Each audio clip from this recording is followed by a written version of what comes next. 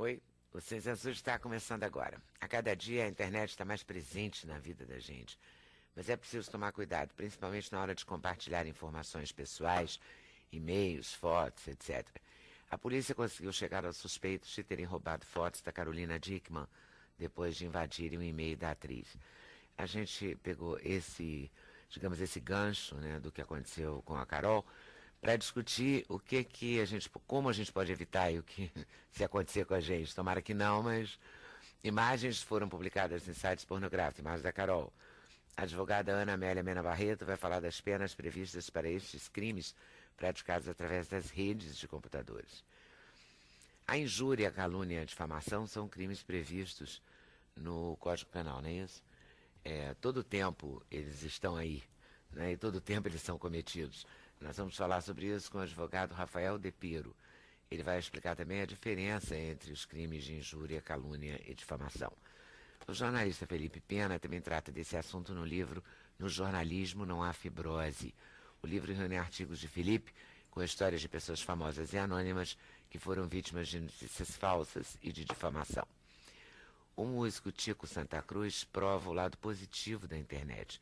Ele encontra seus companheiros da banda Detonautas em salas de bate-papo e a internet faz hoje parte da carreira do grupo. Eles acabam de lançar 4 músicas inéditas na internet como forma de testar o repertório do novo trabalho da banda. Mas cá comigo eu acho que Tico teve problemas também, né? Tive. Assim, Estou enfrentando alguns problemas, né? Nessa área da internet. Nós vamos falar da carreira do grande João Nogueira, assunto do jornalista Luiz Fernando Viana. Ele é autor do livro João Nogueira, Discobiografia, onde conta em detalhes a vida e a carreira do cantor. Aliás, está sendo lançado um songbook, Um DVD, 2 CDs, um projeto João Nogueira. Para a realização desse programa, contamos com a participação de vocês, nossos debatedores fixos, por telefone, por fax, por e-mail ou pelo Twitter. Eu vou começar falando da imprensa. Felipe Pena. Felipe está lançando No Jornalismo Não Há Fibrose e outros ensaios críticos sobre a imprensa. Mas quando a gente pega o livro, já encontra aqui umas observações interessantes, né? Tipo assim, gostamos do direito à liberdade, mas desconfiamos das responsabilidades inerentes a ela. Quando nos colocam regras de conduta, dizemos logo que é censura. A menos, é claro, que sejam as regras do patrão. Aí damos outro nome, política editorial. Eu acho que essa frase pensada do livro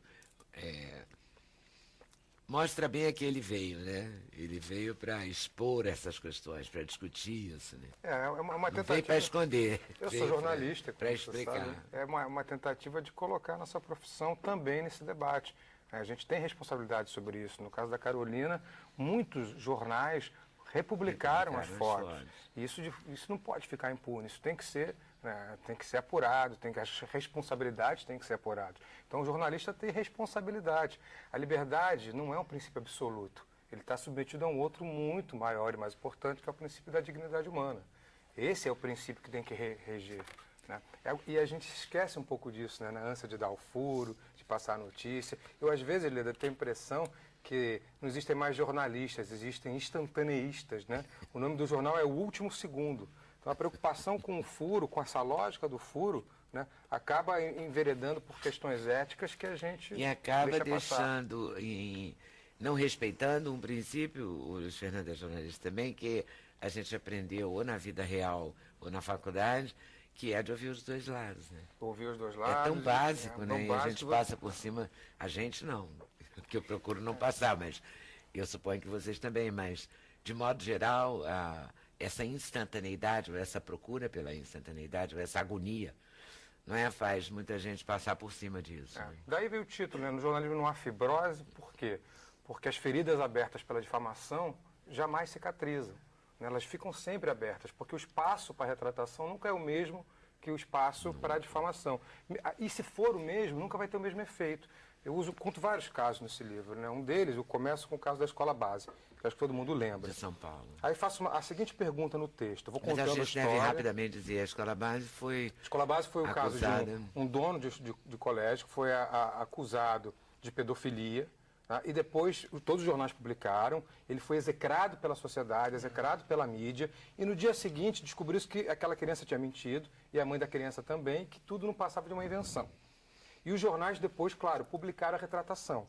Aí a pergunta que eu faço no livro é, depois de você ouvir tudo isso, você colocaria seu filho nessa escola? Responder com sinceridade a essa questão, a maioria das pessoas responderia não, porque sempre fica aquele resquício de dúvida, deve ter algum fundo de verdade. E tem umas coisas onde a fumaça é fogo, Onde né? fumaça é fogo, é isso. Uns ditos populares que acabam reforçando essa reforçando ideia isso. Estereotipada, pejorativa. E tem muita força o que sai no jornal, né? Exato. E cravar um estereótipo em alguém, cravar uma imagem negativa é muito fácil, né? O estereótipo é uma das formas mais brutas de chantagem, uma das formas mais brutas de violência, porque o estereótipo te rouba a oportunidade de ser diferente, de ser outra pessoa. E nenhum de nós é um rótulo, né? Todos nós temos vários fractais de identidade, somos várias coisas, mas quando te colocam um rótulo, para você tirar esse rótulo depois, é quase impossível. É Né? de lascar. Não cicatriza mesmo. E a calúnia, injúria e difamação entram nesse caso? Entram sim, com certeza. Eu falo sobre elas no primeiro capítulo. Acho que faz uma ponte com você. Quando você disse que o desmentido não tem a força do mentido, é absoluta verdade, né? Nelson Hungria, que foi um grande penalista brasileiro, dizia que nesses crimes contra a honra é o mesmo que você abrir um travesseiro de plumas do alto de um prédio. Quer dizer, você nunca mais vai conseguir refazer o travesseiro daquela maneira que ele originalmente era. Então, uma vez atingida a honra de alguém, isso é muito sério, é muito grave, para você conseguir restabelecer aquela imagem que você tinha inicialmente. Né? E o que os outros pensavam de você. E às vezes eu acho que o desmentido faz um... Reforça. Reforça. Às vezes eu acho que é melhor não ter o... Pois é, isso é um grande problema, né? Porque você tem que desmentir, né? Porque quando é uma coisa muito séria, tipo a escola base, aí não. Mas quando é uma coisa, fulano está namorando alguém ou não está, eu acho melhor, se isso fosse comigo, eu preferiria não... E hoje ainda tem um agravante que não mexer nisso, entendeu? Com as redes sociais as notícias se diluem muito rápido, né? Muito fácil, e as pessoas se detêm a poucos caracteres, não se aprofundam para saber qual é a informação, qual é a fonte. Né? Então tem a questão da superficialidade, quer dizer, o cara lê uma coisa que ele viu no Twitter, talvez de uma fonte que ele não sabe nem quem é, e já trata aquilo como se fosse uma verdade, já dissemina aquilo como verdade. Então, quer dizer, vai... E às vezes a fonte é fake, né? É como é o teu caso, o caso do tio que fizeram um Twitter fake teu, né? Não foi? Mas eu há 4 anos atrás, na verdade, acabei entrando no Twitter por conta de uma conta fake. Assim, uma pessoa tinha usado o meu nome e estava difamando vários artistas, e um dos assessores do artista, de um artista que eu até gosto, me ligou para me questionar. Fala, pô, você está falando um monte de besteira, escrevendo um monte de injúria, de coisas sobre o meu artista. Eu falei, mas aonde? Você nem sabia o que era Twitter? Não, eu nem sabia. Há 4 anos atrás eu nem sabia. Eu entrei no Twitter por conta disso, para poder desfazer o mal-entendido. Aí fui lá, procurei, realmente tem uma conta, até hoje ela existe, essa conta, que tem Tico Santa Cruz, que não é a minha conta, a minha é Tico STA Cruz, que você não consegue também desfazer, não, né? Tem que fazer todo um recurso para poder pedir para o Twitter quebrar a conta, enfim. Tá vendo? Às vezes nem a fonte é confiável. Você acha que é o Tico falando, aí quando você percebe, não é o Tico. Mas 1000 vezes. Outro dia me aconteceu com o João Emanuel Carneiro. Antes da novela estrear, eu respondia uma coisa que ele me perguntou. No Twitter. Mas ele respondeu com erros de português. Aí aí eu falei, não pode ser o João Emanuel. Aí liguei pro um amigo dele, que é meu amigo, para perguntar se ele tinha Twitter. Ele ligou porque eu nem tenho o telefone do João Emanuel.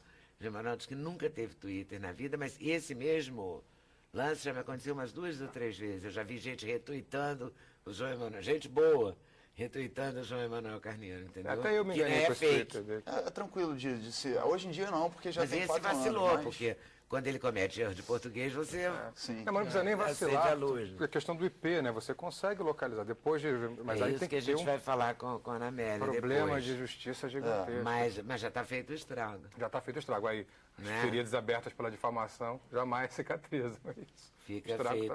Por mais, claro, mas o seu era assim... nem deu tempo de fazer tanto estrago. Porque o empresário entrou, você explicou que era fake, já botou lá que era fake, pronto. Ele mesmo deve ter colocado que era fake para ajudar. Não, aí eu consegui, através, obviamente, de cruzando informações, porque eu já uso a internet há muitos anos, chegar a um fórum onde tinha uma senha que era colocada à disponibilidade para o público do fórum, onde todo mundo podia entrar e usar o meu nome para poder falar o que quisesse. E aí eu consegui descobrir a origem, era um jornalista de Recife, que não gostava de mim por algum motivo e que criou essa conta para poder fazer uma brincadeira. Aí eu descobri quem era o jornalista.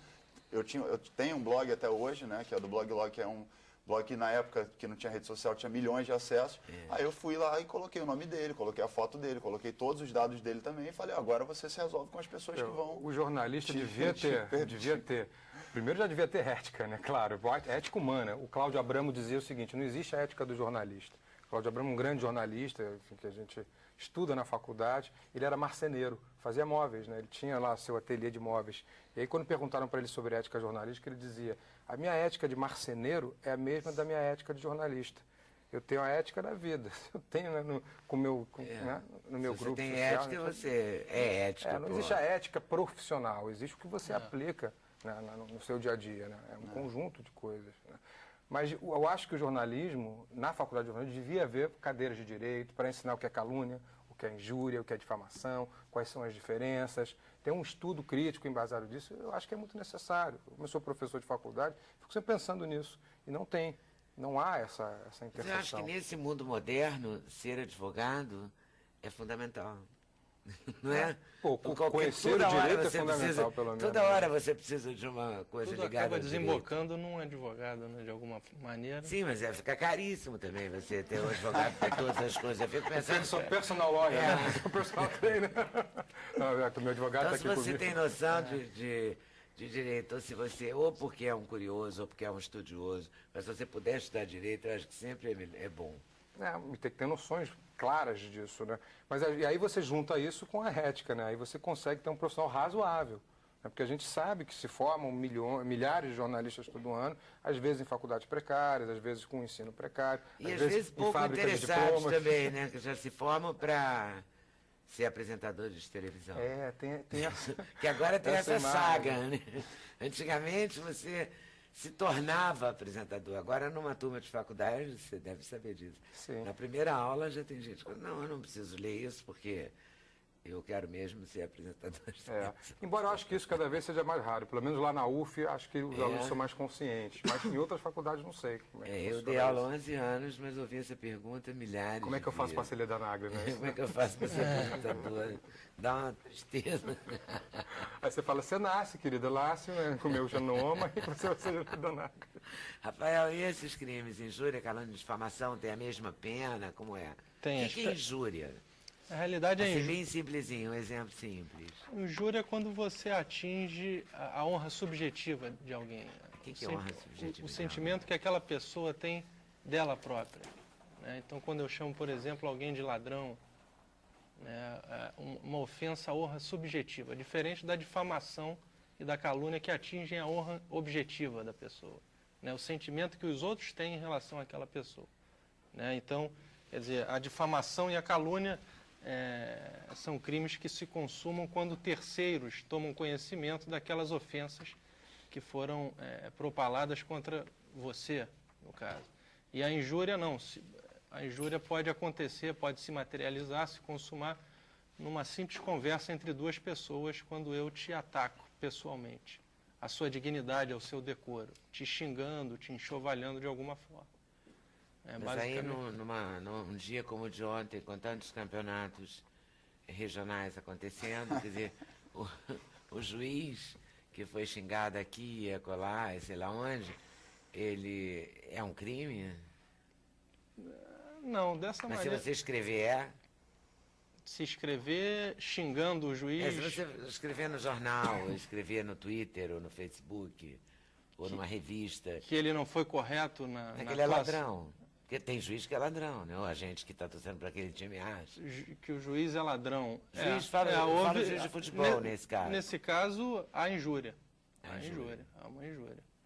Resta saber quem foi o autor dessa injúria, né? Se ele descobrir ele processa o estádio. Mas é injúria. É uma injúria. Não, estou querendo só tornar mais palatável. Sem nenhuma dúvida, configura o crime de injúria. E a difamação seria dizer que a pessoa não é um bom profissional? Que não é um bom profissional, sentido, que frequentemente ele apita mal, ou é um juiz tendencioso, né? E não uma ofensa direta à dignidade dele.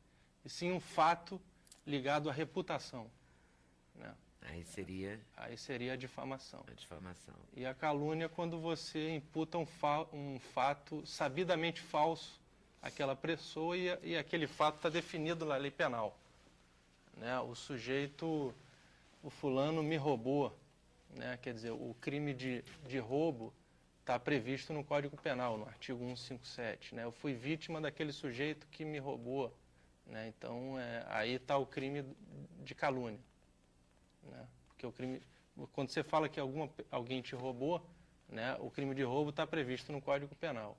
Então, essa diferente da difamação. A difamação você atinge a reputação da pessoa e não propriamente imputa a ela a prática de um crime. Basicamente, essa é a distinção. Essas penas e essas explicações, elas servem também para o mundo virtual? Sim, claro. A prática do mundo virtual não é um mundo livre, a lei é o direito, né? O que se encontra, e que o Café vai falar melhor do que eu, é que, na verdade, nem a grande maioria das práticas ilícitas praticadas na internet, elas estão previstas no Código Penal. Nós temos um projeto de lei que está em andamento há 10 anos e nem sempre se consegue ou não se consegue aplicar o que se chama no direito de analogia, né? Em função da legalidade, o tipo penal tem que estar escrito no Código Penal. E, por exemplo, no caso da Carolina, que nós vamos comentar, ele vai responder pelo crime de roubo. O roubo é subtrair de alguém coisa móvel. Aí vamos aplicar analogia, arquivos digitais, dados, podem ser equiparados a coisa móvel? Então, existe uma dificuldade de aplicação, na verdade, dos crimes, da tipicidade, dos tipos penais previstos na atual legislação, que é um Código Penal que foi feito para a sociedade analógica, não foi feito para a sociedade digital. Digital há tanto tempo, né? Pois é, mas mas o nosso Código Penal ainda é analógico, tem há 10 anos, está em andamento no Congresso Nacional. Mas a informação é móvel, né? Eu não posso dizer que não é. Aquela foto que está ali, que se movimenta pela rede, eu já acabei de dizer, né? Ela se movimenta, a informação se movimenta. E o hacker, quando vai ao seu computador, ele está se movimentando também, né? Então, não sei se o princípio Aí seria estamos esse. aplicando analogia no direito penal, né? Que não serve para tipificar o crime, mas o Rafael fala melhor. E outra coisa que me incomoda muito... serve ou não serve? Eu acho que sim, porque ali o Código Penal é muito claro quando ele tipifica o crime de furto, né? Se apropriar de coisa alheia móvel. O arquivo é um bem seu móvel. Exato. À medida que ele entra no computador e se apropria de uma coisa que não é dele, né? Ele teve que ter um fluxo, teve que se movimentar e teve que trazer essa informação num fluxo, que é a rede. Exatamente. É digital, mas não deixa de ser alguma coisa que se movimenta. Eu não vejo problema. Mas os juízes aceitam isso? Nem sempre. Esse é o problema, nem sempre. Né? Só existe a lei do funcionário público que prevê os crimes praticados, né, através de sistemas de informação, subtração e roubo de dados e informação. Só existe essa lei. E nem sempre os juízes conseguem aplicar o código analógico ao código, às práticas ilícitas realizadas na internet. Isso é uma discussão enorme. Me filio à corrente daquela que não se aplica, nem sempre se consegue. Isso dá uma insegurança jurídica muito grande, porque o juiz, na hora de julgar, ele nem sempre consegue aplicar a legislação em vigor aos crimes praticados na internet. É o que na prática nos diz. Depende o quê? Depende do juiz? Depende do entendimento dele, depende da prova que foi produzida. Eu não cria jurisprudência com isso? Tem para todos os lados. Pode escolher. Tem para considerar e para não considerar. É isso que causa insegurança jurídica. E aí vai depender de quê? Vai depender de uma jurisprudência maior, uma decisão de um tribunal superior? Vai depender da aprovação da lei de crimes de informática. Para dizer se aquela conduta pode ser considerada uma conduta ilícita e qual é a pena que se submete o agente que praticou aquele ato ilícito. Então, vou fazer um intervalo e vou voltar para a gente discutir o caso Carol, quer dizer, no que a Carol teve, quer dizer, não quero discutir o caso Carol, não quero discutir a Carol, entende? A foto da Carol. Quero discutir a situação que qualquer um pode viver em maior ou menor grau a partir dessa história, né? Porque eu acho que ela abre, pelo menos, torna público isso, que a gente não tem uma legislação específica. Então vamos tirar o único lado positivo dessa história, né? Certo, que é reivindicar a legislação específica. Intervalo, a gente volta já já. Sem Censura, um programa da TV Brasil. No intervalo, a Ana Amélia falou uma coisa interessantíssima, que é assim, não acredite, esse é o mantra da internet, duvide sempre, porque o que eu vi ontem no Fantástico, que a Ana Amélia está confirmando, é que a Carol clicou num spam. Segundo foi anunciado pelo investigador na Delegacia de Repressão de Crimes de Internet, ela clicou num e-mail que chegou à sua caixa postal e ali foi instalado o que chama de Trojan, cavalo de Troia. Quer dizer, ela só clicou? Ela clicou, quando a gente fala clicar, é clicar ou é abrir um anexo? Pode estar dentro, sem ser um anexo, pode estar bem, clique aqui para ver essa foto, no clique aqui, no corpo do e-mail mesmo, sem ser um atachado. É mais perigoso, então, do que eu aí ela pensava. clicou, ao clicar, ao clique aqui, tá? O que acontece? Instala-se um vírus autoexecutável no seu computador, que passa a ter acesso, pode passar a ter acesso remotamente ao seu computador, com acesso a todos os seus dados. Ou então a sua caixa de e-mail, que parece que pelo que foi informado, os crackers que anunciaram, né, que foram, eles declaram dizendo que foi pela caixa de e-mails enviados. Ou seja, existe a possibilidade também da usuária ter encaminhado por transmissão de dados as fotos anexadas no e-mail. Não se sabe exatamente, vai depender da perícia que vai ser digital, que vai ser realizada no equipamento, mas se sabe o que foi. Mas mesmo que a pessoa não envie, se o cavalo de Troia está lá instalado, pode ter acesso a algum dado da pessoa. De uma forma ou de outra, o vírus ou foi pelos itens enviados, ou foi o acesso remoto a todos os seus dados que constavam do seu equipamento. E como é que essas pessoas vão? Agora chegaram ontem nas pessoas, né, pelo visto. Chegaram. Como é que essas pessoas vão ser punidas? Elas vão Porque um dos acusados, inclusive, que nega naturalmente, ele já é processado por outro crime, quer dizer, nessa mesma área. Furto roubo de dinheiro, né? Dados bancários de também. dados bancários. Inclusive, ele está sem computador, coitado. O computador Coitado. dele está 2 meses, né? Na polícia. Na polícia. Então já tem até precedente, né?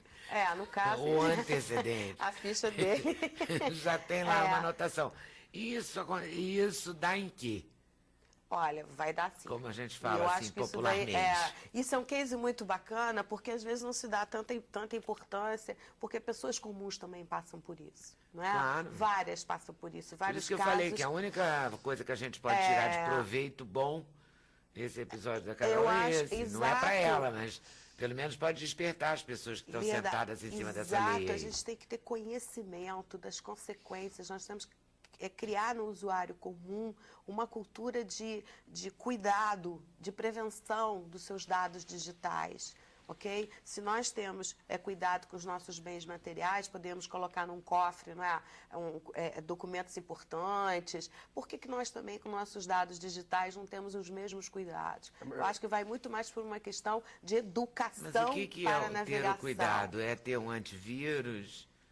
Por exemplo, seus dados pessoais identificados, os seus arquivos, eles não devem ficar nunca no seu computador, eles devem ficar armazenados não no seu equipamento, num equipamento móvel, num pendrive, num outro, num HD externo, porque no caso, por exemplo, do seu computador ser invadido, as pessoas não terão acesso àqueles seus dados pessoais que possam conter informações financeiras sobre a sua vida ou fotos íntimas ou qualquer outra, não é? Posso concordar e discordar um pouquinho disso? Concordo com você. Eu acho que tem que ter segurança, a gente tem que se precaver, mas eu fico muito preocupado com a inversão do paradigma nesse caso. É como se fosse o seguinte, como se a gente colocasse a culpa na Carol por ter as fotos íntimas dela e não na pessoa que foi lá e furtou. Se eu for por essa lógica, eu vou ter que andar de colete à prova de balas pela rua todo dia para não deixar que alguém dê um tiro em mim. Né, para que eu não seja assassinado. Então a gente tem que ter um pouco de cuidado com essa inversão da lógica. Eu concordo com o que você falou, mas eu acho que... é do sujeito lá. Claro. Né, sempre. Então a gente tem que proteger os dados, sim. Para que não ocorra isso. Para que não ocorra isso. Mas por mais que você se proteja, você está sujeito a um vacilo. Exato. Porque então, você pode... Eu, por exemplo, até agora estava sujeito a um, porque eu achava que eu não podia abrir anexos. No próprio corpo da mensagem pode então vir pode estar link. até no... Porque às vezes você limpando de manhã, porque você acorda, a verdade é essa, você acorda, abre o computador. Quando você abre o computador, tem, sei lá, 300 mensagens, que 3 vão te interessar. Com certeza. Né? São realmente importantes para a sua vida, porque são dos seus amigos. Outras? As outras são todas chatíssimas. Ou chatíssimas, ou tentativas de golpe, acho que ou não sei o quê. Então você fica muito refém daquilo, assim. Porque eles são criativos, os criminosos Concordo. em geral são muito criativos. Mas, Leda, eles vão responder por isso. Houve um processo, houve uma apuração, uma investigação policial muito bacana. Ainda não terminou, o equipamento ainda está na perícia, não é mesmo? E eles serão indiciados pela prática do crime de roubo, né? Extorsão, porque houve uma ameaça, né? Para a vantagem financeira. Todos os 2 crimes, me corrige, Rafael, reclusão de 4 a 10 e multa. São né? crimes graves. E também o crime de roubo. E espero que sirva de exemplo. Não, né, exatamente. O que mais tem de vantagem nessa história é porque assim, as pessoas confundem, porque ela é uma pessoa pública, por isso que teve velocidade da justiça com relação ao caso. Mas eu acho que as pessoas públicas servem também para que elas sirvam de exemplo, para que as pessoas anônimas possam saber por que caminhos devem transitar para chegar até ao processo, ou a conduta, né, a ser seguida. Eu estou passando por um caso agora que eu tive que fazer, enfim, um boletim, um registro de ocorrência na Delegacia de Crimes de Internet, que, enfim, foi uma coisa que eu tomei por precaução, obviamente. Eu acho que no Twitter, nas redes sociais, existe muita confusão em torno do que pode, como ser injúria, como é calúnia. As pessoas falam muita coisa, todo mundo acha que está protegido pelo anonimato. Esquece que a internet deixa rastros, que todo mundo tem uma identidade na internet, que é o IP, e que a polícia chega, ou os investigadores chegam, né, até essas pessoas. E essa pessoa, que eu não vou, obviamente, jogar luz sobre ela, na verdade, ela está sendo... Eu entrei com um boletim por injúria, por calúnia, por difamação e por ameaça também, que também é um crime previsto, né? E que pode ser feito, enfim, através dos prints, dos registros. Mas o grande equívoco que as pessoas acham que não... mas isso aí você pode inventar um perfil e printar e forjar como se tivesse sido feito pela outra pessoa.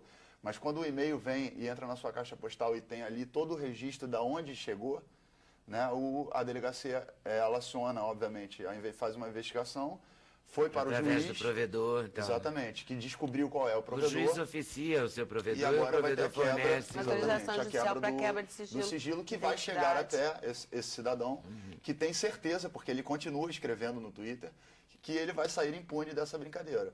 E eu acho que... Mas você viu que ontem na gravação que o Fantástico mostrou... Eles também tinham uma troca de telefonemas em que eles juravam que nada ia acontecer. Né? Exatamente. Gente, eles mandaram um e-mail para ela para chantagear. Eles são, coitados, ainda bem, né, que eles não são assim tão profissionais. Diz que ele mandou uma foto para o outro de Minas Gerais. Aí, sem querer, eu printei o nosso MSN. Ele estava entregando o seu comparsa.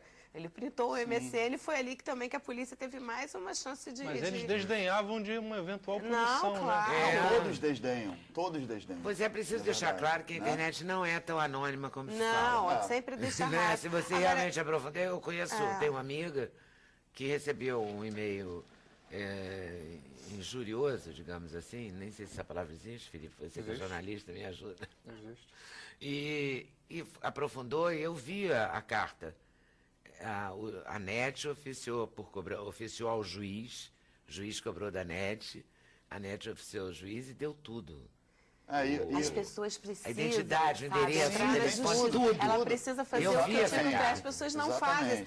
Não vai mexer com o advogado, não. Delegacia, então, nem pensar. Então, é a impunidade que você mesmo falou. Eu demorei algum tempo. Na hora que começou a me chantagear para querer dinheiro, foi aí que eu topei. Então, as pessoas falam, não vai mexer com isso não, mas dá muito problema. E aí você fez uma queixa na Delegacia de Crimes contra a Internet. Sim, eu peguei primeiro o Chama processo Delegacia de simples. Crimes contra... Repressão a crimes de internet. O processo é bem simples. Eu printei todas as ofensas, injúrias, tudo. O e-mail, que tem no corpo do e-mail, quando você clica ali, ele aparece todos os dados ali onde tem da onde foi enviado, com todos, enfim, o cabeçalho do e-mail. Então, através disso, os agentes e o delegado podem abrir o processo, se eles acharem que, obviamente, aquilo ali é uma coisa que tenha relevância. Porque também não adianta o cara ficar de brincadeirinha e achar que, né, no meu caso foi uma ameaça, no meu caso foi uma coisa mais grave que já tem 2 anos, é um perfil criado exclusivamente para ficar o tempo inteiro fazendo injúria, calúnia, difamação. Então, eu achei que por convênio, por precaução, por medida, né, fazer esse boletim foi uma coisa rápida, não é tão difícil de fazer. Então, quer dizer, tinham muitas pessoas anônimas na delegacia, tinham muitos processos acontecendo. O agente me mostrou vários resultados de investigações que funcionaram, ou seja, no caso da Carol, que é uma pessoa pública, todo mundo ficou sabendo, mas existem muitos casos que a imprensa não noticia, mas que resolvem-se por esse tipo de caminho. Então, acho que vale a pena as pessoas repensarem não só suas atitudes com relação ao comportamento dentro da rede, mas também as atitudes de quem está, de alguma maneira, sendo vítima desse tipo de atingido por esse tipo de coisa, e também tomar suas, obviamente, e não deixar medidas, acontecer, né? não deixar chegar na situação limite que chegou ao Tico, né? Que chegou a pessoa ameaçá-lo. Uma simples difamação já é um crime muito grave, não é uma simples difamação, é a difamação. Eu acho que o problema, foi o que a Ana Amélia falou, que as pessoas têm medo de a delegacia, de envolver polícia. Também, né? E também o que você falou, Não vai mexer com justiça, não. A coisa de pessoas pensarem onde é fumaça, nem pensar. Né? De não querer justificar, não querer tomar as medidas cabíveis, por achar que isso só vai amplificar o fato. Não pode pensar dessa maneira. Tem uma injúria, tem uma calúnia, tem uma difamação, você tem que tomar as medidas cabíveis, sim. Duas não precisa chegar a ameaça importantes. como chegou o caso do Tico. Não precisa. Isso, 2 informações importantes para os seus telespectadores. Existe uma prova judicial irrefutável, que é chamada de ata notarial de internet. Né?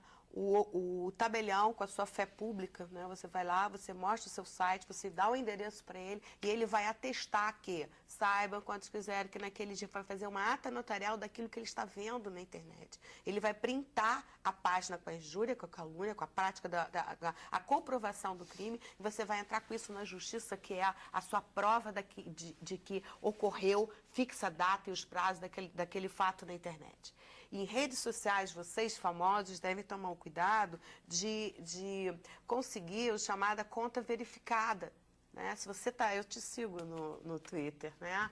Então, Leda Nagli oficial, tem que ter aquele xizinho azul assim para eu saber que eu estou falando, que eu estou teclando com você.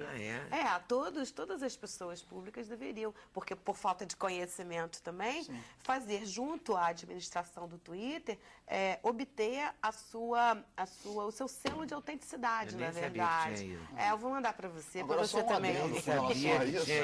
Só um adendo com relação a isso. Essa mesma pessoa que está sofrendo isso, quer dizer, que vai ser processada, ela já tem 4 outras pessoas que ela também segue, faz as mesmas ameaças, injúrias e tudo. Então, quer dizer, uma vez que o meu processo, que o juiz sentencie e julgue ele culpado, ele já não é mais réu primário. Então, no segundo processo, que a próxima pessoa entrar que já está preparado, ou seja, ele já vai ser julgado, já então não é mais uma pessoa que está viciada nisso. É um reincidente específico. Reincidente, exatamente. Não é mais e ele já primário. tem, exatamente. Reincidente específico. Porque as pessoas não estão acreditando que isso tem Não estão alguma levando coisa. fé. Bom, também não acreditam porque muita coisa no Brasil não vai adiante. Como acontece, não como é à nós toa vimos também, isso né? em escola, como nós vimos isso, né, Rafael, com menores de idade, da menina que teve algumas cenas mais íntimas com o namorado, que o namorado tirou, filmou pelo MSN, pelo celular e jogou na internet. A garota está trancada dentro de casa. Isso é ambiente de trabalho também. Ou seja, são situações que de invasão mesmo de privacidade, né? Eu acho que é uma questão de postura do usuário, bullying também, de postura do usuário diante das redes sociais. Esse caso, esses casos, nós estamos falando em casos de invasão de privacidade, mas como eu estava comentando ali fora com o Felipe, existem muitos casos também de evasão de privacidade. É a própria pessoa que conta tudo acerca de si mesma. Ela torna pública a sua vida particular. E depois não quer que saibam. Né? Quantos casos aconteceram nos Estados Unidos, no Facebook, a pessoa avisou, olha, vou viajar. Ótimo, que maravilha.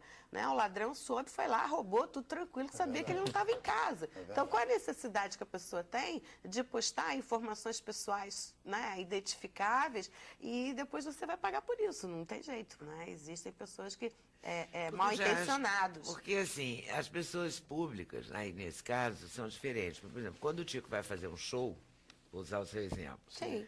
E coloca lá, hoje aqui no Recife, não sei o que lá, ou aqui em São Luís do Maranhão, ou aqui em Belo Horizonte, ou aqui em Brasília. Porque ele está lá, é público que ele está lá. Né? Interessa a ele, é profissional que ele divulgue isso para as pessoas que te seguem no Twitter. Onde que vai ser o próximo show dele? Sim. Não é? Claro. Diferente de dizer que eu vou comer o pastel ali na esquina, né? É completamente. Acordei, vou almoçar. Quer dizer, as pessoas também têm que ter um certo desconfiômetro, né? Isso tem que ser, essas redes sociais têm que ser usadas exatamente para isso, para divulgar trabalhos e tal. Cada um tem a Ou sua para maneira divulgar de utilizar. ideia. Ou ideia. Que não se confunda isso que a gente está conversando aqui com censura. Claro. Né? Não, porque as pessoas não podem confundir, achar, porque estão querendo me censurar porque agora a liberdade de expressão. As pessoas têm que saber que existe uma coisa chamada liberdade de expressão e outra chamada respeito. Né? Respeito à dignidade do que está sendo... Dignidade bom senso. Exatamente. Tem muito nome aí. Tem muitas pernas esse povo. Exatamente. Não é? Tem que se tocar também, né? Essa coisa do spam, eu acho que tem uma indústria mesmo de gente de má fé, né? Impressionante. Né? São centenas de e-mails, como você disse. Dá um bom trabalho de manhã. Vocês devem passar a mesma coisa que eu não sou diferente de ninguém. Eu levo um tempão para limpar, para chegar onde eu preciso chegar, para começar o dia, entendeu? O que eu acho importante esclarecer também é que, evidentemente, que é fundamental você noticiar um crime para que ele seja apurado, especialmente a autoria. A autoria é muito difícil de ser identificada às vezes. Mas é preciso estar atento também que a lei estipula um prazo para que aquele direito de ação seja exercido, né? Porque calúnia, difamação e injúria são crimes que se processam mediante uma ação penal privada. Então não basta você noticiar, você tem que estar atento ao prazo da lei para você exercer o seu direito de queixa, para você propor ação penal contra aquela pessoa. Porque não são crimes que o Ministério Público vá cuidar. No caso desses três, injúria, calúnia e difamação, qual é o tempo? São 6 meses. Ele tem 6 meses? Da data em que se conhece a autoria do delito. Então enquanto ele não conhece a autoria... O prazo não está. Por exemplo, se for um perfil falso, fake, que te faz uma infâmia, né, uma ofensa qualquer, e você não conhece, só passa a contar o tempo... Da data em que se conhece o autor daquele suposto ilícito. Ok. Muitas pessoas noticiam e acham que isso automaticamente vai andar. Não é bem assim. Tem que se estar atento a um prazo de 6 meses. Ou acompanhar a investigação. Como assim? A pessoa sofre aquela injúria, aquela calúnia, aquela coisa lá, seja lá o que for. Quando não se conhece a autoria, você vai a uma delegacia de polícia para noticiar aquele fato de que você foi vítima, né? E quando se conclui, quando se chega à autoria... Então o tempo não começa quando você noticia na delegacia, só começa quando a autoria é descoberta. É definida, exatamente. E depois de 6 meses, quando você descobre, você não tem mais o direito de prestar queixa. É isso? Você descobriu hoje. Hoje é dia 14 de maio. Você descobriu hoje. Você já se conhece... Você tem até 14 de novembro para tomar uma atitude, é isso? Se houver materialidade, se o crime tiver materializado e já se souber a autoria... Depois ele prescreve. Você tem 6 meses. A prescrição, independente do conhecimento da autoria, ela está fluindo. Tá. Então, isso é importante. Se sofrer uma calúnia, é bom tomar providência. Se sofrer uma calúnia, corra. Corra logo. Anda rápido. Vá logo a uma delegacia. Tico, mas indo para o lado bom da internet, vocês se conheceram, os detonautas se conheceram pela internet? Sim, em 97. Na verdade, eu só tenho coisas positivas para dizer da internet. Acho que a internet... Tirando esses dois caras. Mas isso acho que é comum também, é uma coisa que cabe também aos tempos modernos. Né? Então a gente tem que estar também preparado para viver sobre isso. No mundo analógico também tinha isso, né? Um monte de coisa boa e umas coisinhas ruins. Sem dúvida. E a internet foi, na verdade, sempre foi o caminho mais eficiente pelo menos para o Detonautas que surgiu na internet em 97, na época que ainda não existia rede social, não tinha nada disso, era um chat, né, naquela época, e era ICQ ainda, era uma coisa troca de e-mails, trocas de e-mails, e não tinha nem conteúdo em português, não tinha muito conteúdo, não tinham páginas em português, eram pouquíssimas páginas em português. Então, dali para frente, a gente sempre utilizou a internet como meio de disseminação do nosso conteúdo. Obviamente, as redes sociais facilitaram muito isso, porque a gente hoje atinge milhares de pessoas, e a gente sempre foi a favor do download, sempre foi a favor da liberação das músicas para que as pessoas pudessem ter acesso a esse conteúdo. Lembrando que nem todo mundo consegue comprar um CD, nem todo mundo tem dinheiro para conseguir, né, ter acesso a... E a gente sabe que os CDs são caros, que tem muitos impostos em relação a isso, que é uma discussão que vai mais além. Né? Então, quer dizer, o Detonauta sempre disponibilizou a obra toda digital. Toda? Para que as pessoas possam baixar. Mas isso não é um prejuízo enorme? As pessoas podem comprar também. É uma opção. Você está disponível, ninguém vai comprar. Depende. Os fãs, tem muitos fãs que, até por serem fãs e gostarem do trabalho, compram. Eu, por exemplo, sou uma pessoa que eu tenho o hábito de ir no iTunes, por exemplo, e comprar a obra do artista que eu quero ouvir. Mas já baixei também. Entende? Se eu achasse que... E eu não acho que isso seja pirataria. Eu acho que a pirataria está vinculada com quando tem venda, né? Quando alguém está baixando aquilo para vender para alguém o conteúdo. O que não é o caso quando você baixa para poder ouvir na sua casa ou para assistir um filme, enfim. A indústria está nessa batalha, né? Mas eu acho que nesse caso vai ter que se adaptar porque a juventude toda se mobiliza e é uma outra forma de consumo. Não tem volta. Não tem mais volta. Né? E para a gente foi muito positivo, assim, a gente sempre se desenvolveu bem, tem contato direto com os fãs, blogs. E esse aqui é o CD esse que está... É um EPzinho que a gente fez, é um EP, na verdade ainda. EP?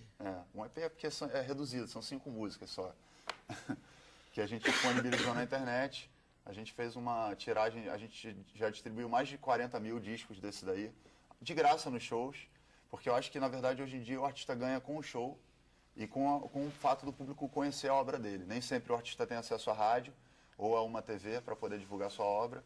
Então é a maneira que a gente encontrou, paralela ao que as mídias tradicionais invocam, né?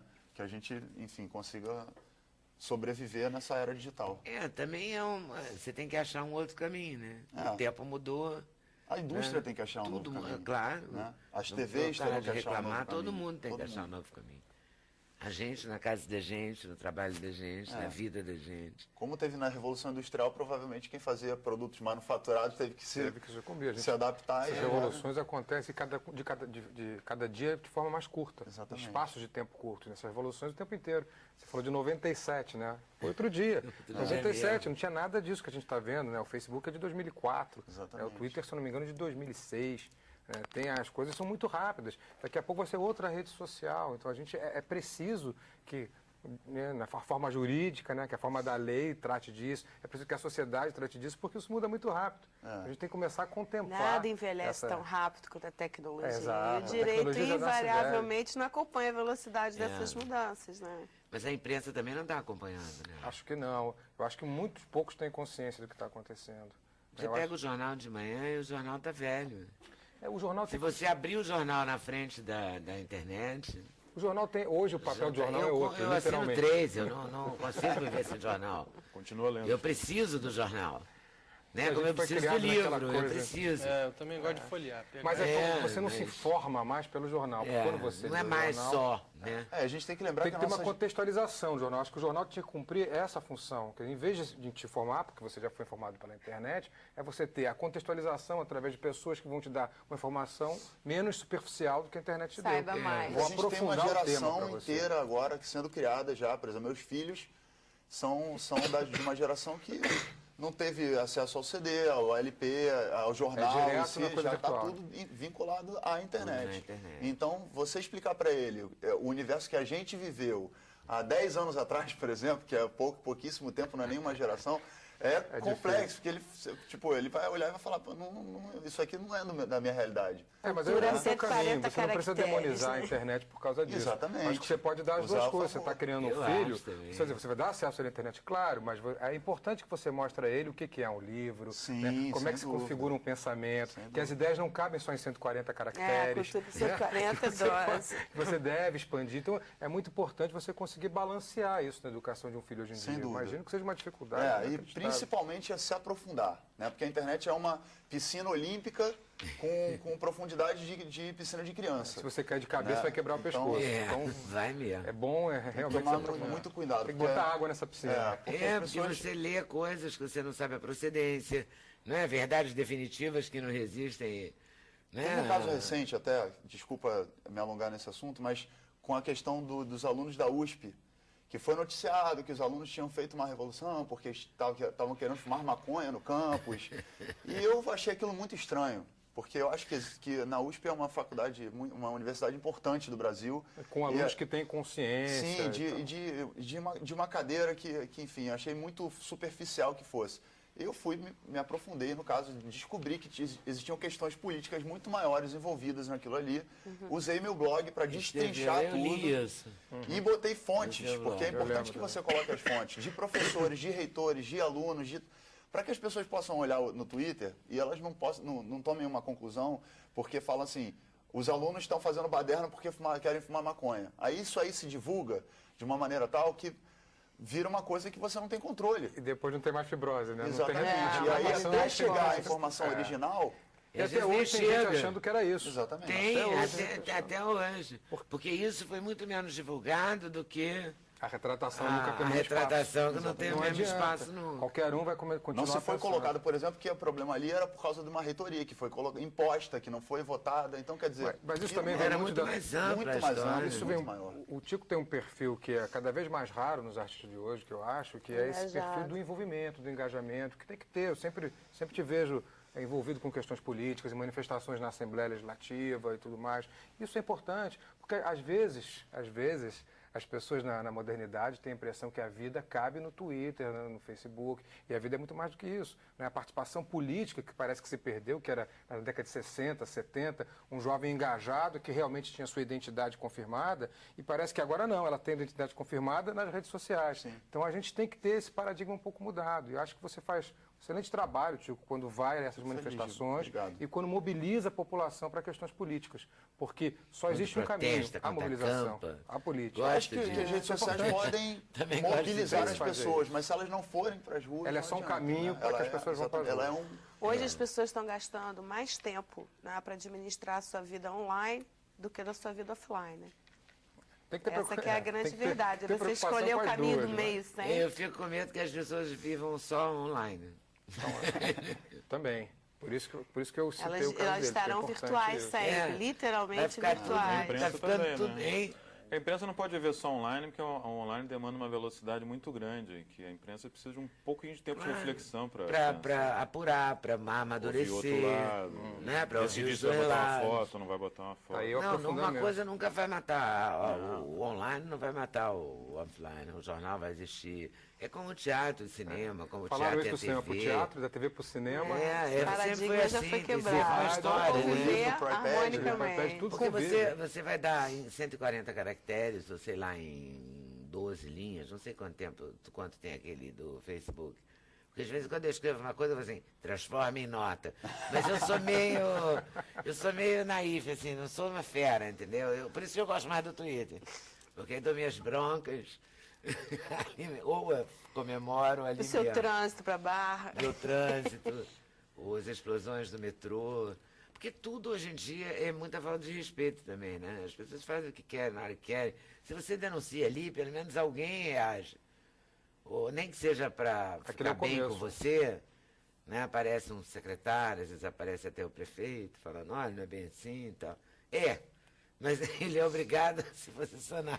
É como o jornalismo investigativo. O jornalismo investigativo não é a denúncia, mas ele começa com a denúncia. A denúncia. Alguém tem mas que aí denunciar. Você vai aprofundar, você não vai ler um artigo de um antropólogo, de uma pessoa que está estudando aquele assunto no Twitter. Está aí um bom papel para o jornal. Você vai ler no jornal, claro. Por isso você precisa, uma coisa complementa a outra. Não, e tomar muito cuidado com quem você está seguindo, porque quem você está seguindo vai moldar, muitas vezes, as suas opiniões também, né? Vai moldar até os assuntos com quem você vai discutir. Você está numa mesa... Porque, cara, é inevitável que as pessoas hoje em dia estejam conectadas com os seus celulares, nas redes sociais, aí você chega numa mesa, ninguém está conversando e está todo mundo no Mas ninguém Twitter. Convidou aquele celular para a mesa. Eles não foram convidados. Mas eles na mesa se conversando pelo Twitter, né? Mas olha, já foi assim com o telefone celular logo que ele surgiu. Eu me lembro de ter ido a um almoço num restaurante e tinha uma mesa, não era na mesa que eu estava, mas tinha uma mesa do lado de senhoras muito bonitas, muito elegantes e tal. E todas falavam no celular. Eu suponho que uma falava com a outra, porque não é possível. Entendeu? Logo no começo que surgiu o celular, ainda eram aqueles tijolões. Né? Era assim, meio moderno, meio chique. Olha como eu sou up to date, entendeu? Eu falo no celular. E, no entanto, não. Agora não, já é cafona. Já, as coisas vão se acomodando. Elas vão se ajeitando também, né? Uma pessoa chique não fica no celular enquanto está na mesa do restaurante com a outra, né? Falando com uma terceira. A coisa começa a se organizar. Mas ainda tem gente que grita a vida íntima na fila do banco, no restaurante. Você participa. Você está jantando e está ouvindo toda a vida íntima. Ouvindo a história do outro, brigando com a mulher, tá maluquice. Mentindo que está num lugar que está no outro. Que está no outro, dá vontade da gente gritar. Mentira, né? Nossa. É uma grande maluquice. A internet, ela, na verdade, o que ela deu ao mundo? Ela simplesmente, ela não fez... A grande revolução da internet foi oferecer todas as faces do ser humano. Né? Ao mesmo tempo, não saiba usar, né? O Heidegger já dizia que o problema da técnica não é a técnica, é a sociabilidade em torno dela. É isso que a gente tem que estudar, é a partir disso que a gente tem que perceber, que acho que é o que a gente está fazendo aqui. Tentar entender como é que as relações sociais se processam a partir dessa tecnologia. E como foi importante, por exemplo, para casos de 2 artistas aqui, é como as redes sociais foram importantes para furar uma barreira que antes vocês só precisavam das redes, das empresas jornalísticas. Hoje a internet deu para vocês o quê? A oportunidade de vocês criarem os seus próprios caminhos, criar o seu próprio público. Principalmente isso que eu acho mais bonito, sabe? Ela está aí. Saiba usar isso e que seja para o bem. Né? Então, a gente podia terminar esse bloco com uma música sua, né? Pode ser. Que está disponibilizada na internet. Está livre na internet. Estará aqui, perto de você. Eu quero agradecer aqui ao meu amigo. Enfim, queria agradecer as pessoas que seguem no Twitter, que estão no Facebook, que estão ali de boa vontade mesmo, e todos os fãs que baixam as músicas e que conhecem o trabalho. E hoje é aniversário da minha mãe, queria mandar um beijo pra ela. Que gracinha. Beijo, mãe. Parabéns. E pros fãs também tem Vá ao Show. Você ainda ganha o disco. E entre no site Detonautas, detonautas.com.br, tem Facebook, tem Twitter, tem tudo. Tudo que você quiser, a gente todas tá lá. As mídias. Hoje eu acordei com uma vontade enorme de sair e andar sem direção, sem destino e sem medo da morte. Simplesmente andar e ouvir o que dirá meu coração. Eu sempre fui um cara de sorte, eu conquistei foi com o suor do meu trabalho. Eu nunca desisti, não me curvei, não me entreguei, não me deixei levar. E essa corrente que prende pelos pés, eu arrebentei com os dentes. Não me entreguei.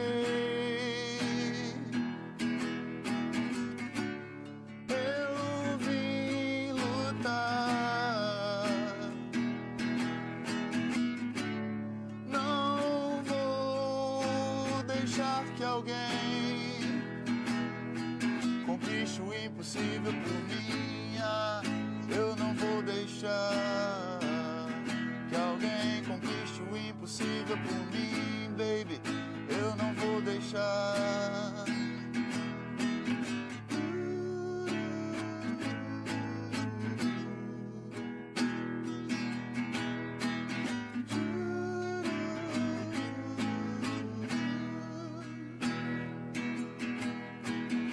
Hoje eu acordei com uma vontade enorme de olhar no fundo dos seus olhos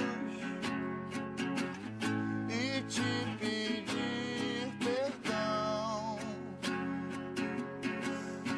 por tudo que eu falei sobre o amor, sobre nós dois ou sobre o mundo. Às vezes eu perco a razão, é que eu não reparei quando você me protegia em silêncio e eu não soube expressar o meu carinho, meu amor em palavras de novela. Mas quando a gente cresce, a gente aprende a dar valor a quem tá perto.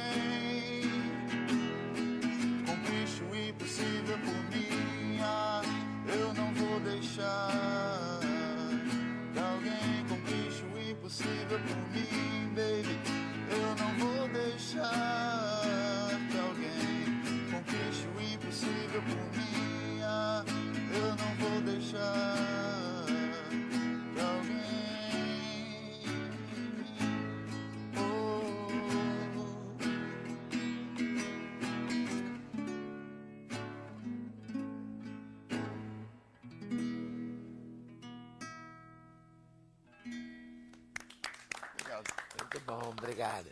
Intervalo, a gente volta já já. Sem censura no programa da TV Brasil. A gente começou o programa falando no livro do Felipe Pena, no jornalismo no há fibrose. Mas a gente vai falar um pouco mais dele também nesse bloco. Mas eu vou abrir esse bloco. Mostrou? Miller mostrou. Eu vou abrir esse bloco falando com o jornalista Luiz Fernando Viana, que escreveu a discobiografia, é assim mesmo? Esse foi o nome criado. Do João Nogueira. Esse projeto, o projeto Samba Book, tem os CDs, tem blog, tem tudo, né? É um projeto. Esse foi um projeto idealizado... Esse aqui? Esse é o projeto completo, a caixa completa. completa. Olha, que bonito, hein? A versão integral João do projeto. merecia. João e seu clube do samba, Exatamente. como eu gostava disso. O projeto começou com até o Diogo Nogueira, filho do João, idealizando junto com o empresário dele, Afonso Carvalho. Outras pessoas se associaram. Aqui. A ideia era exatamente devolver ao João esse protagonismo que ele acabou perdendo nos últimos anos, protagonismo na música brasileira, no samba. Então, isso que você está na mão são 60 partituras de músicas dele. Olha que barato. Cifras para quem quiser começar a tocar as músicas dele, com as letras e tudo. Olha, as 200 milhas. 200 para lá, Lembra das os primeiros 200 sucessos para lá, dele. Muito bom. João e o meu poeta, Paulo César Pinheiro. Então tem isso também, esse fichário deve chegar a estudantes de música, para pessoas começarem a conhecer mais a obra do João. Lancelotti com Silvio César. Paulinho Pinheiro foi um grande parceiro dele, né? Foi o parceiro mais frequente e com mais sucesso. Teve com Ney Lopes também. Tinha muitos parceiros. E fazia muita letra sozinho, muita música e letra dele, que eram ótimas. 200 para lá, Espere a Nega, Mariana da Gente, muitas coisas bonitas. E aí tem Tem até com o Martinho. Eu não sabia que ele tinha sido parceiro do Martinho. Ele fez o João e José, uma música que o Martinho se chama José, né? Martinho José Ferreira. O Martinho fez a parte de José e entregou para ele fazer a parte do João. Grandes músicas do repertório de Clara Nunes, né? Banhos de Manjericão, porque eu abri aqui agora, me lembrei. As Forças da Natureza. Forças da Natureza. Muita coisa fizeram pra cá. Clara era casada com Paulinho Pinheiro. Era casada com Paulo Pinheiro. E aqui em primeira mão. Esse é o livro. É o livro. Então, criou-se esse conceito de discobiografia, que é uma ideia de fazer um painel da vida do personagem através dos discos dele. No caso do João, 20 discos, sendo 18 solo e 2 coletivos. Então, é uma chance das pessoas conhecerem a vida e a obra dele passo a passo, disco a disco. É interessante também porque, infelizmente, esses discos não estão em catálogo, né? Eles não estão disponíveis nas lojas, na internet, em lugar nenhum. Porque as gravadoras foram tirando isso de catálogo, então hoje, se você quiser comprar, não consegue. Na internet, assunto do qual a gente está falando tanto, você vai encontrar das mais variadas formas. Pode baixar as músicas separadamente, pode ver os vídeos no YouTube, mas, infelizmente, você não tem mais como comprar os produtos originais como eles eram. Esses 2 CDs que foram gravados, né, resultado de um DVD com 24 músicas, recupera um grande sucesso dele, 24 sucessos dele, e através de cantores, obviamente, contemporâneos, desde amigos como Martinho, Berto Carvalho, Zé Pagodinho, até gente mais nova como Marcelo D2, Seu Jorge, que são grandes fãs dele. Então já é uma chance já funciona como porta de entrada para as pessoas que por acaso não conhecem muita coisa da obra do João, conhecerem. Mas a gente fica sempre querendo que as gravadoras possam relançar esses discos originais para quem quiser conhecer como eles eram originalmente. O livro, de alguma forma, cumpre essa função de porta de entrada também, porque vai apresentando esse disco, como é que eles foram gravados, as histórias deles, as músicas, quais são elas, e algumas histórias da vida do João, para se ter uma ideia de quem foi esse personagem muito rico, que eu sei que você conheceu também. Conheci muito. João e Ângela. João e Ângela Nogueira, seus filhos. E seus filhos, Diogo era pequeno nessa época. E Clarice e Tatiana. A menina, como é que chama? Tem Clarice, Tatiana e também tem Valéria, que não é filha da Ângela, é filha de outro relacionamento. E teve o Clube do Samba, né? Só pelo papel do Clube do Samba, o João já tem uma importância muito grande, né? Quer dizer, numa época em que já não se tocava muito samba nas rádios, muita música brasileira, ele levantou essa bandeira, criou um clube do samba inicialmente no Meier, depois foi para a Barra, onde só se tocava, né, samba, música brasileira, e que o assunto voltou à imprensa na época, foi em 79 que o Clube do Samba foi criado, e ele virou assim, realmente um líder naquela época desse movimento, atraiu dezenas de compositores e músicos, e foi fundamental para o samba ter uma recuperação naquele momento, que depois deixou de ter lá ali no início dos anos 90, até por causa da crise econômica, do governo Collor, mas felizmente depois voltou a ter com o sucesso do Martinho, do Zeca, do Jorge Aragão, do Arlindo Cruz. Hoje vive o samba em melhor momento do que vivia no passado. E é um ótimo momento para o João ser recuperado também, ter seu valor reconhecido. Faz sentido, né? Não é? Foi uma luta dele também, né? Muito bem. O Clube do Samba era bárbaro. É. O samba começou na casa dele, no Meier, no José Veríssimo. Depois tinha os bailes na sede do Flamengo, ali no Morro da Viúva. Depois saía na Avenida Rio Branco. Saía na Avenida Rio Branco, Carnaval. Era muito bom. E tinha a sede depois na Barra, a partir de 2003 foi ele para Barra. Onde, infelizmente, foi o início do cadafalso dele, porque ele não conseguiu manter aquela casa dando lucro. Era 83, a inflação era galopante, manter uma casa de samba era impossível quase. E ele contraiu muitas dívidas e isso complicou profundamente a vida dele até o final, né? Na verdade, só há alguns anos a família pôde ter os direitos autorais recuperados, porque estava tudo penhorado para pagamento de dívidas trabalhistas, tudo isso até poucos anos atrás. Nossa, disso eu não sabia. Até gente, pelo que me conta, até gente que roubou o João no Clube do Samba entrou com processo trabalhista contra ele. Ele foi alvo de uma avalanche de processos. E a família só limpou o nome agora, recentemente. Eu tive o privilégio de ver um show do João, um aniversário, um show privê, um aniversário de um amigo em comum, o Mário Rui, um aniversário dele ali, um show íntimo, pô, que maravilha. Esse era amigo dele, né? Era amigo pessoal dele, ele fazia shows para os amigos. Ele era muito generoso nisso, né? Às vezes até ele, quando chamava ele para um show, não exatamente de amigo, mas um show mais informal, ele perguntava, é dinheiro nenhum ou vai ter algum, né? Quer dizer, é de graça. É dinheiro. Mas ele fazia mesmo assim, muitas vezes por eu tive essa impressão de generosidade, de companheirismo, né? De amizade mesmo, muito sólida entre eles e entre as pessoas que estavam ali naquele show. Muito bom, né, ele com a Ângela. Com a Ângela. Um figurino bem anos 70, né? Casamento. Eu gostava muito desse casal. Casamento de 75.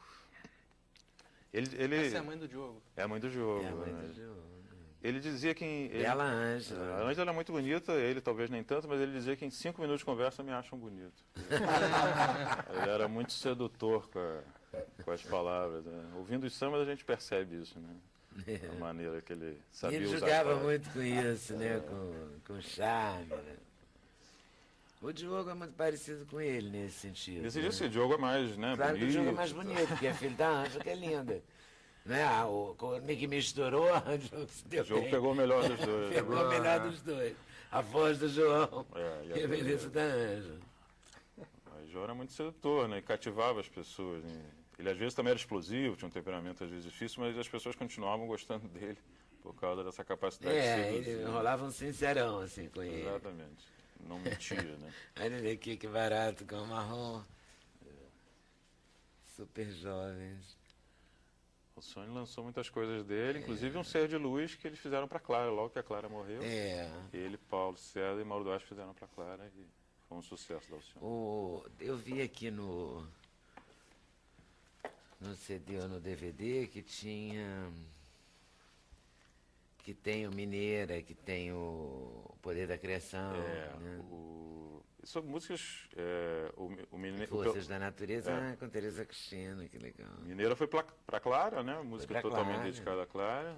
Depois eles fizeram... Poder da Criação também foi Clara que gravou, não foi? Também, mas o João, né? Foi gravado pelo João. Porque aí o Paulinho chamou essa trilogia do Alumbramento, que é Súplica, Poder da Criação e Minha Missão. São 3 músicas muito bonitas que falam dessa possibilidade de criação, de inspiração. Delícia, delícia.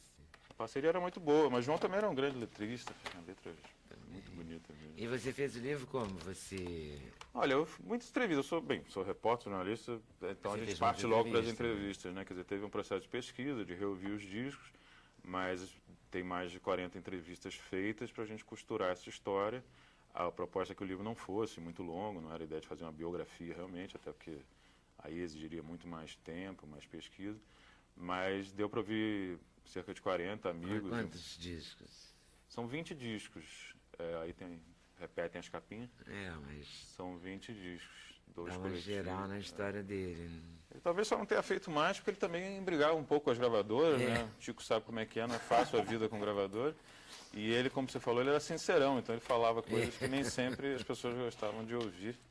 Isso fez com que ele fosse trocando de gravadores com uma certa velocidade. E isso também deixava mágoa. Ele gostaria de ter feito talvez mais discos. No final da vida ele tinha uma dificuldade de gravar. Mas ele pagou o preço por essa sinceridade, pelo estilo dele. Dizia que gravadores tinham que gravar mais música brasileira. Ele tinha bandeiras bem claras, assim, não fugia da raia, não. Hoje em dia a gente pode até dizer que havia uma certa xenofobia nisso, mas eram outros momentos, anos 70, uma outra época. Então ele até de maneira folclórica, ele às vezes exagerava, né? Uma vez jogando bola no campo do Chico Buarque, ele não passava a bola para uma pessoa, e aí foram falar, mas por que você não está passando a bola? Ele falou, não passo bola para roqueiro. Então tinha essas implicâncias dele. Olha, gente, mas teve tanta gente naquela passeata contra a guitarra, né? Pois é. Mas toda essa história faz parte de coisas positivas que geraram para a música brasileira. O próprio rock bebe muito depois da música tá usando a brasileira, guitarra. Né? Você vê ali na foto da passeata, você vê quem está usando a guitarra. Pois, isso aí é um material maravilhoso também, né? Que a internet proporciona muitas coisas, mas não te dá o privilégio, o prazer de pegar uma coisa, um livro e poder ver essas fotos como a gente estava vendo aqui agora. É a cara do João isso, né? Não passa bola para o roqueiro, falava aqui. Falou naquela hora, hoje em dia também nem falasse isso. Tem vários roqueiros fãs dele. Claro. Estaria amigo de todos. Você aqui, você fala em outros ensaios críticos sobre a imprensa? Na verdade, o livro começa com esse ensaio que virou Esse livro, eu tenho um livro que se chama Teoria do Jornalismo, que está traduzido em vários países da América Latina, está em espanhol, né? E na Espanha também. E essa frase, no jornalismo não há fibrose, né, acabou sendo uma frase muito citada, né, entre os estudantes de jornalismo da América Latina, e eu resolvi abrir o livro com esse ensaio crítico sobre a questão da difamação. Mas tem ensaios aí sobre a interseção entre jornalismo e literatura, o chamado jornalismo literário. Tem um ensaio sobre as confissões de Jean-Jacques Rousseau, que é a primeira história de difamação forte que se tem lá no Iluminismo, do Rousseau, o Diderot e o d'Alembert, os enciclopedistas. Teve um panfleto apócrifo que foi distribuído contra Rousseau, e Rousseau se retirou dos enciclopedistas por causa disso, dizendo que ele tinha filhos fora do casamento, coisas desse tipo. Então a gente imagina que é uma coisa de hoje, mas é uma coisa muito antiga. A fofoca é uma coisa de muito antiga. A difamação é uma coisa de sempre. E aí o Rousseau escreve as confissões para se defender disso. É engraçado, né?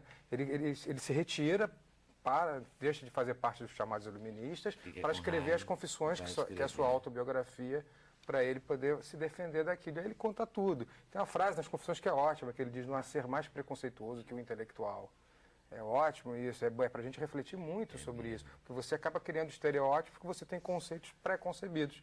E aí você julga, você coloca, você difama, né, você dá um rótulo. Então o próprio intelectual tem que fazer uma autocrítica sobre isso. No dia do lançamento eu vou fazer um debate, que é quarta-feira agora, com advogados e com artistas e com jornalistas. Né? Ter essas visões todas para, enfim, a gente chegar a alguma conclusão. Né? Até por coincidência, o sócio do Rafael vai fazer parte do debate, que é o Dr. João Mestieri, que é um professor da PUC, da Cândido, o Antônio Carlos Biscaia e a Flávia Rubim, que é atriz da TV Globo. Lá na quarta-feira a gente vai fazer um debate na Travessa do Leblon sobre esses temas. Né? Então a gente tem a visão de todo mundo, né? De um defensor, de um promotor, alguém que foi deputado e foi do MP, então temos os dois lados, e tem o lado também de quem é atingido, o artista, né? É importante a gente ter essas várias versões, que aliás a ética jornalística fala bem, né, Lê? Fala direito, fazer direito. Intervalo, a gente volta já já. Sem Censura, um programa da TV Brasil. Estamos aqui. Tem uma crítica dizendo... não é uma crítica, é uma colocação que eu queria que rapidamente vocês falassem, que é: segundo a maioria de juristas, senhores advogados, a analogia não pode ser aplicada no direito penal para punir o réu, a não ser para beneficiá-lo. A opinião é do Almir da Silva Dias. É a chamada analogia in bonam partem. A analogia só pode ser aplicada em favor do réu, nunca contra o réu, né? Porque na dúvida, vigora no direito penal, a dúvida deve ser sempre interpretada em favor do réu, né? Quer falar alguma coisa? Foi o que eu falei, que não se aplica um código penal analógico. Então fica sem punição? Hein? Não, vai pega na difamação, pega por outro crime, que não exatamente o roubo. Pega no paralelo. É, no periférico, mas pega. E o que está faltando mesmo para essa lei existir? Ser votada no Congresso. Então, 10 anos. Mas, gente, há 10 anos a internet, os Twitter, o Facebook, tudo isso cresceu tanto, né? Ampliou tanto. Talvez seja o caso da gente fazer um abaixo-assinado, acima-assinado, um abraço Congresso. Não, talvez quando algum deles sofrer alguma consequência em relação à internet, aí eles vão aprovar a lei, né? Normalmente é quando... Você que gosta dessas ações, vou deixar o Detonautas para encerrar o programa. Tá, vou dizer aqui que o nosso Felipe Pena estará autografando dia 16. É a quarta-feira agora. Na livraria... Livraria da Travessa, a partir das 7 da noite. Shopping Leblon. Com o debate, primeiro o debate, depois o autógrafo. Esse livro é um romance. Última informação. Esse romance, Fábrica de Diplomas, eu tive aqui, te dei esse romance da última vez, eu já roteirizei ele para o cinema e a gente está finalizando aí para isso virar um filmezinho. Tá certo. Tomara que vire um filmezão. Então tem que se ligar aí para não caluniar nem o juiz, nem o síndico, nem o bandeirinha. E atento ao prazo sempre. E atento ao prazo, esse negócio de 6 meses é importante. Né? O prazo é muito importante. Perder prazo nunca é bom. Né? Nem para entregar livro para a editora. Na justiça menos. Na justiça é pior ainda.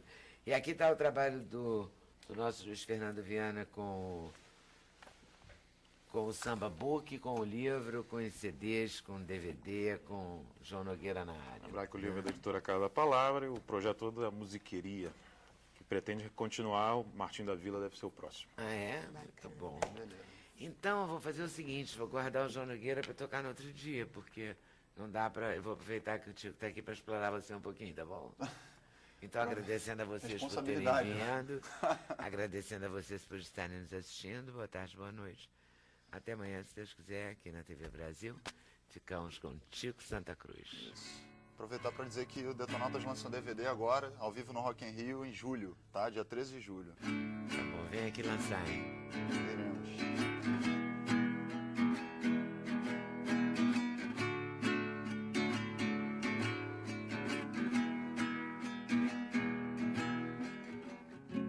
Quando eu me perco é quando eu te encontro. Quando eu me solto, seus olhos me veem. Quando eu me iludo é quando eu te esqueço. Quando eu te tenho, eu me sinto tão bem. Você me fez sentir de novo que eu já não me importava mais. Você me faz tão bem. Você me faz tão bem.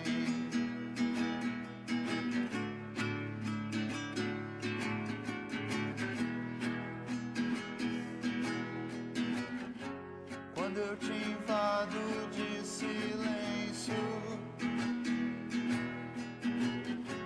você conforta minha dor com atenção. E quando eu durmo no seu colo, você me faz sentir de novo o que eu já não sentia mais. Você me faz tão bem. Você me faz tão bem. Você me faz tão bem.